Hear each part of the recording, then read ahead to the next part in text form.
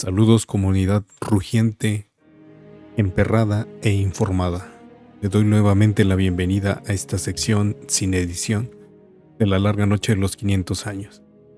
Y como su nombre lo indica, es una sección en la que mientras voy grabando no voy haciendo cortes ni ediciones para que salga y se escuche lo más natural posible. Es esta sección en la que trato de dialogar con ustedes, de exponerles un punto político y de crítica sin necesidad de estar editando lo que voy diciendo.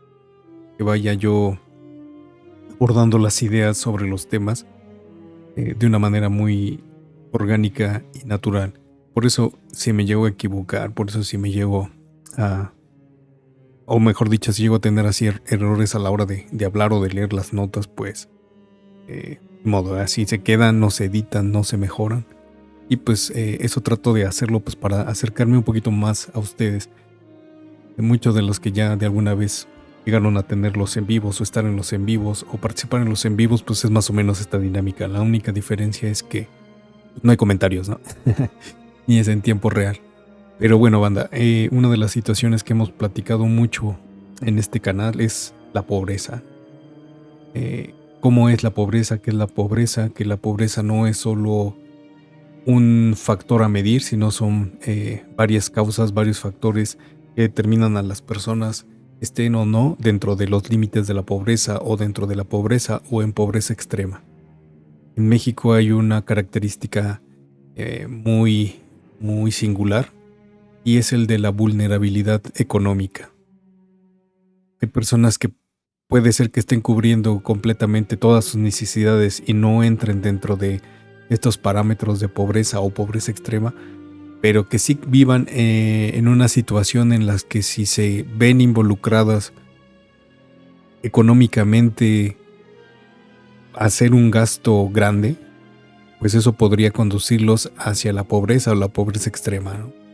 Eso lo hemos platicado muchas veces. Puede darse una situación familiar de salud en la que quizás uno de los miembros o varios de los miembros entren en una situación en la que se ve afectada su salud y tenga que recurrir a hacer un gasto que no tenían contemplado y que sale de su presupuesto, que tengan que vender algo, empeñar algo, pedir un préstamo, y entonces eso deteriora su balance económico dentro del hogar.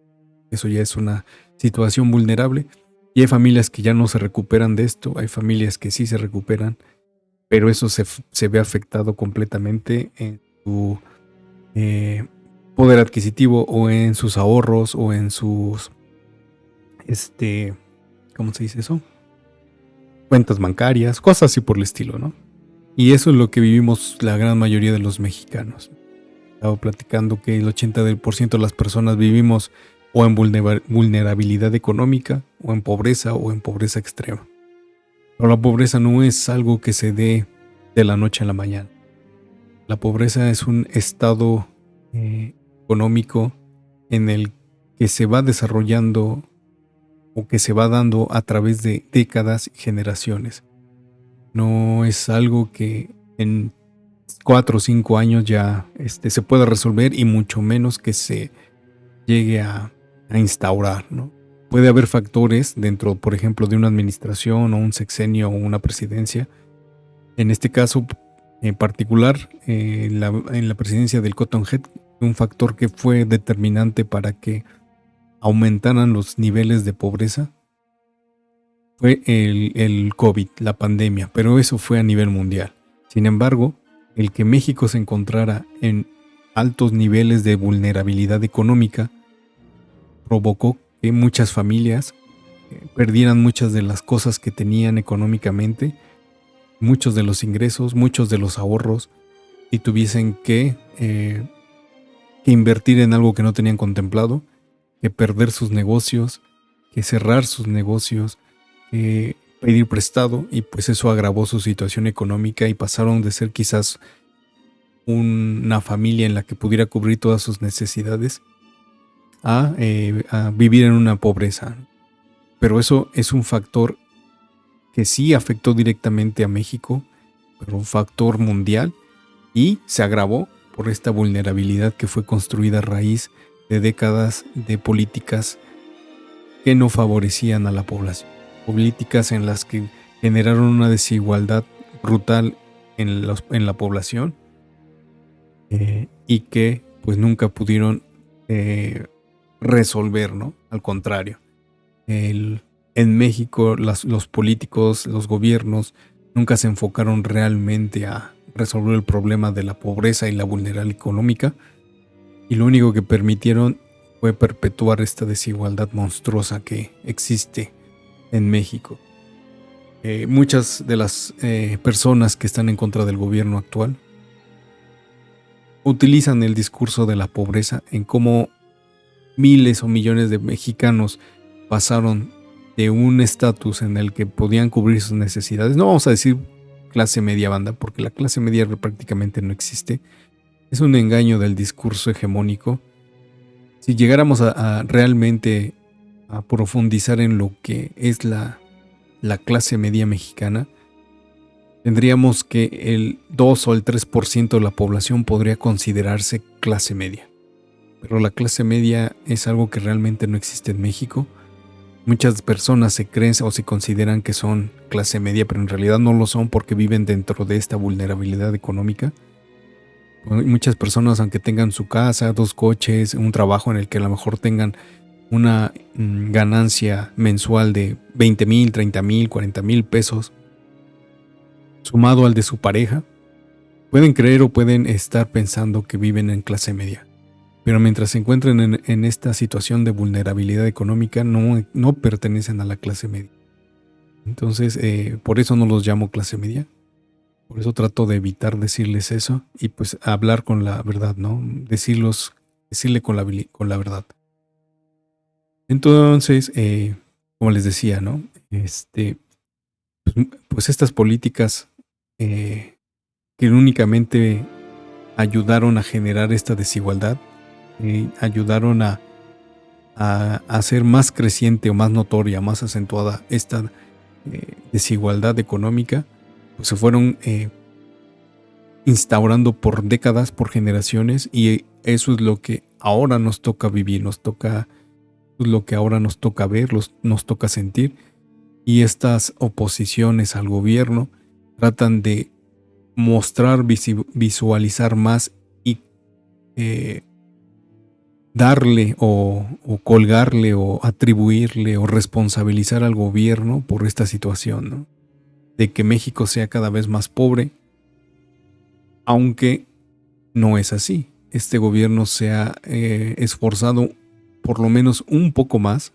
No voy a decir que de verdad se ha esforzado un chingo para erradicar la pobreza, pero ha hecho cosas muy distintas a las que otros gobiernos han hecho. Por lo menos sí ha buscado una forma de cómo reducir estas brechas de pobreza, ¿no? Estas brechas económicas.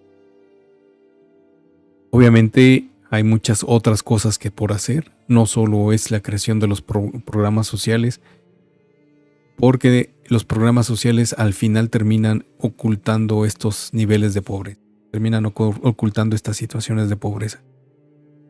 Y no se trata solo de ocultarla, ¿no? Sino de resolverlas. Va a costar mucho trabajo. Se necesitan cambios radicales en las políticas mexicanas. Se necesitan cambios radicales en las políticas económicas, sociales, laborales, de oportunidades. Porque si no se ejercen estas políticas, si no realmente se aplica de manera radical un cambio, pues vamos a seguir en las mismas y solo vamos a estarnos autoengañando como nación, como sociedad.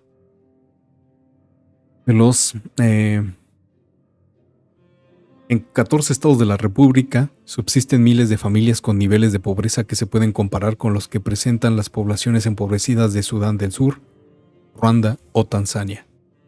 Un informe del Programa de las Naciones Unidas para el Desarrollo, PNUD, ubica 249 municipios con índices de desarrollo humano bajo, el menor nivel de vida que mide periódicamente este organismo internacional.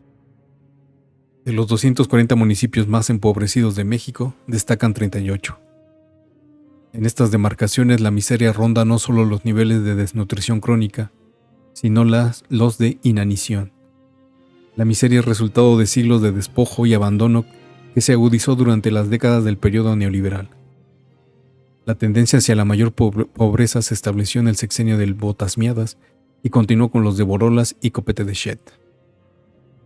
La gran mayoría de los 249 municipios más pobres de México se encuentra en Oaxaca. Aquí hay 139 demarcaciones en esta situación. En las mismas condiciones se encuentran 9 de Chihuahua, 36 de Chiapas, 19 de Veracruz, 18 de Puebla, 18 de Guerrero, 2 de San Luis Potosí, 2 del Estado de México y 1 en cada entidad de Durango, Nayarit, Jalisco, Nuevo León, Hidalgo y Michoacán. El Índice de Desarrollo Humano IDH es un indicador resumido de 3 dimensiones básicas del desarrollo humano: vida larga y saludable, acceso a la educación y nivel de vida digno. Cada dimensión utiliza diversos subindicadores para su cálculo, como la esperanza de vida al nacer, alfabetización, años promedio de escolaridad, consumo per cápita o ingreso familiar disponible, nutrición y acceso a servicios de salud.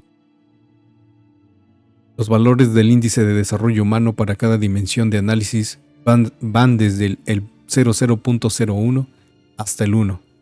Finalmente se obtiene un promedio al reunir los 3 rubros. El PNUD este informe del Programa de las Naciones Unidas para el Desarrollo. Programa de las Naciones Unidas para el Desarrollo es PNUD, para que ya nada más lo digamos así en siglas. Y el Índice de Desarrollo Humano, que igual también es IDH y nada más lo diremos en siglas. El PNUD considera con muy alto IDH a quienes presentan valores de entre 0.800 y 1, con nivel alto a los que oscilan entre 0.700 y 0.799, con nivel medio a aquellos que se encuentran en el rango de 0.551 y 0.699, y califica con un IDH bajo a quienes tienen 0.550 o menos. Los países con mayores niveles de vida que se acercan al 1 son Suiza, Noruega, Islandia, Hong Kong y Australia. Aquellos que rozan el 0.950 son poblaciones de Dinamarca, Suecia, Irlanda, Alemania, entre otros los Países Bajos. En contraste, la nación con su población más empobrecida es la africana Sudán del Sur. Al fondo de una lista de 191 países, presenta un IDH de 0.385 puntos. En lugar 190 aparece Chad, con un IDH de 0.394, y en lugar 189 Níger, con 0.400. México como país aparece en el lugar 86 con un IDH alto. Su indicador nacional es de 0.758 y se ubica por encima de otras naciones latinoamericanas como Brasil, Colombia, Dominica, Ecuador, Paraguay, Bolivia y Venezuela, y por debajo de otras que han logrado mejores condiciones para el desarrollo de su población, como son Cuba, Uruguay, Argentina, Perú y Chile. Sin embargo, al detalle municipal, 249 demarcaciones mexicanas aparecen en los niveles de las poblaciones más pobres del planeta, y 38 no alcanzan siquiera el 0.500 de IDH. El municipio con menor índice de desarrollo humano de México es Batopilas, Chihuahua, de acuerdo con el Informe de Desarrollo Humano Municipal 2010-2020, una década de transformaciones. Elaborado por el PNUD, el documento da cuenta de las mediciones realizadas por este organismo multilateral. Para cada uno de los 2.446 municipios con los que cuenta México, entre los hallazgos se encuentra que alrededor de 10% de las demarcaciones territoriales del país se encuentran con bajo IDH, es decir, condiciones similares a los de la pobreza extrema. Batopilas, Chihuahua, se ubica en el corazón de la Sierra Tarahumara. Alcanza un IDH de 0.397, es decir, apenas por encima de las poblaciones de Sudán del Sur y Chad, y por debajo de las de Burundi, el Congo, la República Centroafricana o Mozambique, entre muchas otras. Las comunidades de Batopilas son habitadas principalmente por familias rarámuris, aunque el control político y económico de la región se ejerce desde la cabecera por una próspera comunidad chavochi. como llaman en su lengua los indígenas a los blancos y mestizos. Al detalle, el índice de educación de Batopilas es de .344, el de ingreso es de .540 y el de salud de .335. Cuenta con una población de 2.018 habitantes, la mayoría dispersa en rancherías y cuevas en medio de profundos acantilados. Otros municipios de la región se encuentran en situaciones de pobreza, pero ninguno otro arroja niveles más bajos de IDH. Este municipio es parte del Triángulo de la Sierra Madre Occidental que Chihuahua comparte con Sonora, Sinaloa y Durango. El segundo municipio más pobre del país es Cochoapa el Grande, Guerrero. Se ubica en la zona más recóndita de la región conocida como Montaña Guerrerense. Reporta el PNUD que el municipio tiene un IDH de .409. Es el resultado del promedio entre el índice de educación de .279, de ingreso de .483 y de salud de .509. Lo habitan 11.221 personas. Cochoapa el Grande fue durante varios años el municipio más pobre del país.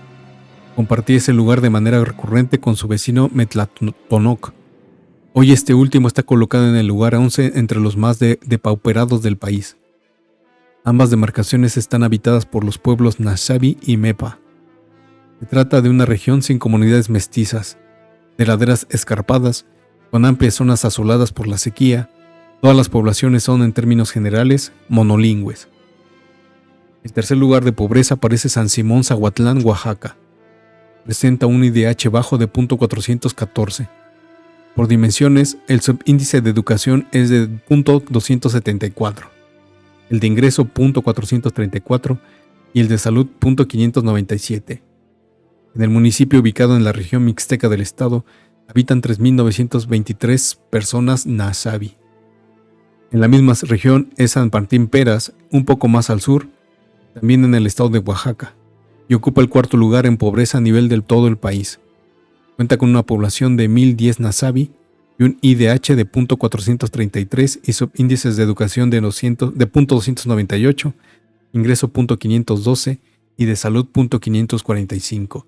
Y si vamos analizando esta situación, pues vemos que si las poblaciones más pobres del país se encuentran en regiones o en zonas que son completamente rurales e indígenas, pues podemos entender muy sencillamente pues que esta situación la venimos arrastrando pues desde el periodo colonial, ¿no? El periodo en que se instaura este mandato o este gobierno colonizador español, y que condenó a las poblaciones indígenas a ser esclavizados, a ser subordinados, y muchas poblaciones o muchas comunidades indígenas que se resistieron ante esta invasión y que no tenían otra forma de cómo combatirlos o cómo resistirse, pues optaron por emigrar, ¿no? Por irse a lugares mucho más lejanos y recónditos en los que los españoles no pudieran encontrarlos o no pudieran tener acceso hacia estas zonas, pues para que los dejaran en paz, ¿no?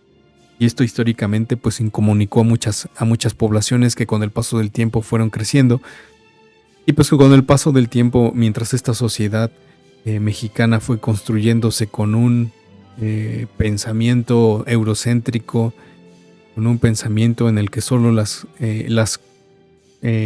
centros poblacionales, coloniales o capitales o cercanos a la capital o conurbados eran los únicos que tenían el derecho de recibir toda la atención, de recibir todos los servicios, pues estos pueblos estuvieron condenados al abandono.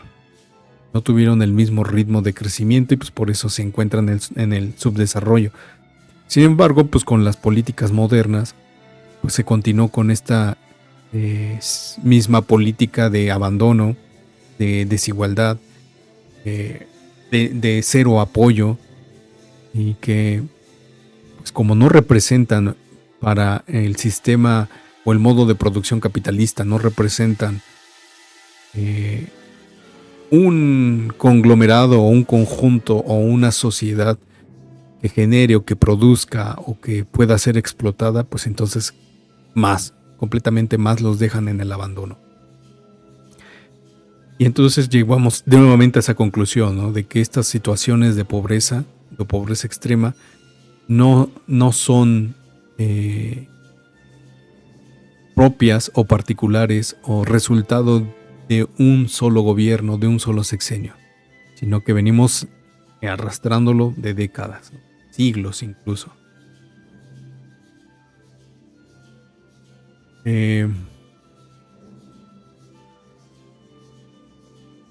Dice, los informes del PNUD señalaban que en aquel año, o sea 2002, eran 6 las demarcaciones con valores extremos, de bajo IDH, es decir, .550, para 2006 eran 11, y se advertía de una tendencia que podría llevar a más de 1000 municipios a caer en situaciones de pobreza extrema.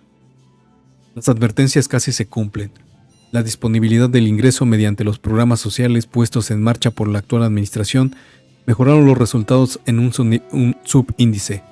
Por ello no llegaron a más de 1000, sino a 249 las demarcaciones en miseria. Se puede advertir que los últimos sexenios del neoliberalismo empeoraron las IDH de los municipios indígenas de México. Si en 2006 el peor valor era de .468 y solo 11 municipios no llegaban al .550, en el más reciente informe publicado a principios de marzo de 2022, con datos hasta diciembre de 2020, el peor valor es de .397 y son 240 municipios que no llegan al .550.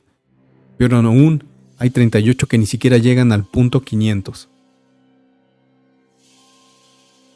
Todos los municipios con bajo IDH se ubican en contextos rurales, y la mayoría están habitados total o mayoritariamente por comunidades indígenas.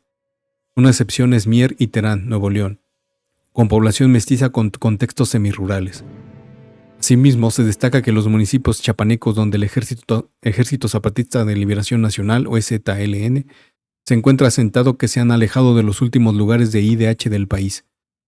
A contracorriente de la caída sufrida en casi todas las demarcaciones indígenas, los zapatistas mejoraron en su IDH. Ahora la demarcación más pobre en la entidad es la Tzotzil San Juan Chamula, de larga trayectoria priista y a últimas fechas afiliada al Partido Verde Ecologista. También se puede observar que regiones donde cárteles del narcotráfico se han asentado desde hace décadas no mejoraron su IDH. Incluso los valores son peores, como en el caso de Batopilas, el municipio más pobre del país y con fuerte presencia del cártel de Sinaloa. Facción de Ismael Zambada García, El Mayo. Situación similar es de la del segundo municipio más pobre, Cochuapa el Grande, en Guerrero, donde cárteles como los Ardillos y los Rojos, aliados a organizaciones como el Cártel de Jalisco Nueva Generación y el propio Cártel de Sinaloa, mantienen bajo asedio todas las comunidades de la montaña. Y esa es una... acuérdense de apenas del video que les hice, video que les compartí sobre los tumbados, cómo generan este discurso de que si tú te dedicas a la delincuencia, si te dedicas a estas acciones antisociales, pues vas a mejorar tu vida y vas a ayudar a otros a mejorar su vida. Pues vemos que la realidad no es cierto, ¿no? Quizás muchas comunidades llegan a tener ciertas situaciones en mejora económica, pero la realidad es que al final pues es como una simulación de que ahora yo como individuo, como persona, puedo recibir a lo mejor 8,000, 12,000, 15,000 pesos al mes trabajando para el narco, porque así es. El narco es, o las organizaciones criminales que están auspiciadas por políticos y empresarios, son como una empresa. Tú a lo que te dediques simplemente vas a hacerlo y vas a ganar cierto dinero, y no es cierto que vas escalando, ¿no? Si tú fueras cierto que escalaras y hasta llegar a ser, pues, el líder de la banda o de la organización criminal, no es cierto, es un engaño, ¿no? Sobre todo porque muchos de los que están ahí pues mueren jóvenes, mueren pronto, mueren rápido. Y ellos se engañan porque de no haber recibido durante gran parte de su vida nada, de no tener dinero, a ganar 12,000 pesos, 15,000 pesos, pues para ellos es wow, ¿no? Es como, chin, pues ahora sí tengo un chorro de dinero y puedo hacer puedo comprar y puedo hacer todo lo que se me hinche la gana. Pero pues esa es esta fantasía. Y aunque así hay comunidades que sí han mejorado bastante gracias a actividades ilícitas que pueden embellecer sus comunidades, pues es lo mínimo, ¿no? Es como casos aislados, hay como casos muy, muy, muy particulares, pero muchos no. Y entonces lo importante es seguir combatiendo toda esta situación de engaño, de mentiras, en el que pues al participar dentro del crimen organizado pues vas a mejorar tu vida. Pues bueno, bandita, es un pequeño análisis de esta pobreza, cómo está la pobreza en México.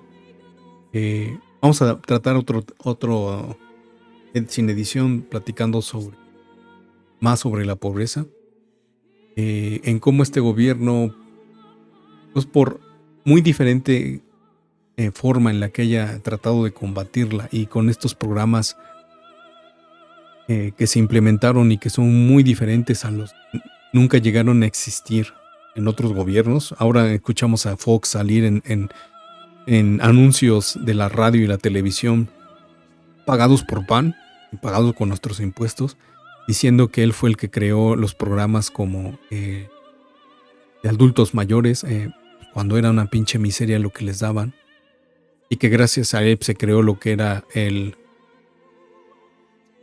este programa de salud, y que ahora ya no existe. En realidad pues ni siquiera cubría al 40% de la población mexicana. Pues ni con esas porquerías pues tampoco se pudo combatir la pobreza. Y bueno, ahora estos programas que, como les digo, es más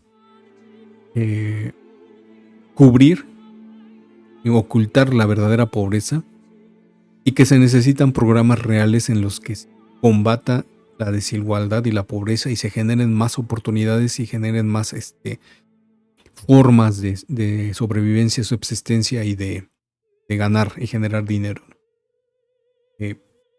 A este país le fue muy mal o mejor dicho, este país pudiese presentar diferentes datos económicos si no se hubiese visto afectado por la pandemia y por la guerra de Ucrania, y que no solo somos el único país del mundo que sufrió esto, pero si hubiésemos tenido políticas realmente sanas y que se hubiesen preocupado por el pueblo, por el desarrollo, por generar riqueza a la población, pues ninguna pinche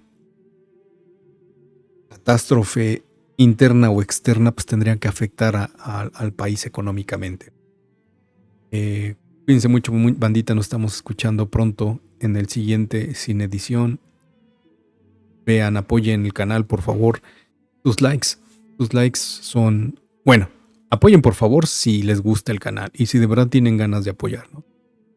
Si no quieren apoyar, si no les importa lo que puede pasar en este canal, pues está bien, están en su libre albedrío. Pero si de verdad gustan apoyar al canal, que siga creciendo, denle like a los videos, comenten lo que quieran. No son nada más un saludo, una opinión, un emoji.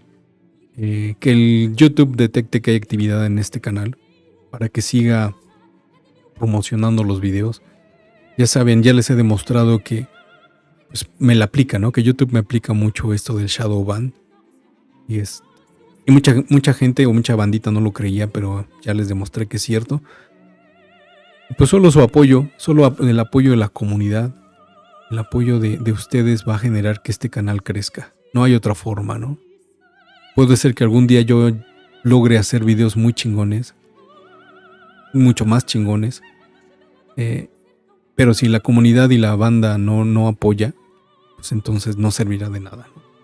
Entonces denle like, compartan, comenten, inviten a otras personas a suscribirse, y solo así vamos a crecer.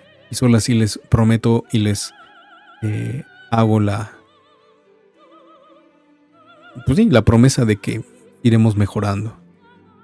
Hemos tratado de ir mejorando desde que desde que inició este canal. Pues creo que poco a poco lo hemos ido haciendo. Les deseo lo mejor, bandita. Cuídense un chingo. Vivan un chingo. Adiós.